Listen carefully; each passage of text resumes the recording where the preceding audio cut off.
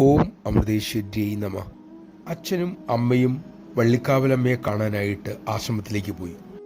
ആ കൊച്ചു പെൺകുട്ടി ആദ്യമായിട്ടാണ് ഒറ്റയ്ക്ക് വീട്ടിൽ കിടക്കുന്നത്. അർദ്ധരാത്രിയായി. പെട്ടെന്ന് അവൾ ഉണർന്നു. ഇരുട്ടും നിശബ്ദതയും ഭയങ്കരമായ ഭയം അവളിൽ ഉണ്ടാക്കി. ഭയന്ന് വിറച്ചവൾ അമ്മയോട് പ്രാർത്ഥിച്ചു. അപ്പോൾ ആരോ ഹോളിലൂടെ നൂപുരം അനക്കി നടക്കുന്ന ശബ്ദം കേട്ടു. അമ്മ അരികിലുണ്ടെന്ന് അവൾക്ക് തോന്നി. അതോടെ ഭയമകുന്നു. സുഖമായി ഉറങ്ങുകയും ചെയ്തു. അപ്പോൾ ആശ്രമത്തിൽ നടന്നതോ? ദർശനത്തിനെത്തിയ കുട്ടിയുടെ അമ്മയോട് പ്രേമമയി തിരക്കി. എന്താ മോളെ, കുഞ്ഞിനെ വീട്ടിൽ നീ ഒറ്റയ്ക്കാക്കിയിട്ട് പോകുന്നത്? പോയി അവളെ വിളിച്ചുകൊണ്ട് വേഗം വരിക. നമഃശിവായ. എവിടെയും എപ്പോഴും ചുറ്റിനുമായി അമ്മ നമുക്ക് വലയം തീർത്തിരിക്കുന്നു.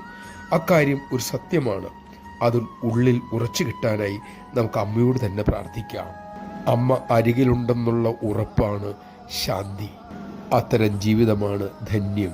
അത്തരമൊരു ജീവിതം അമ്മ നമുക്ക് നൽകട്ടെ.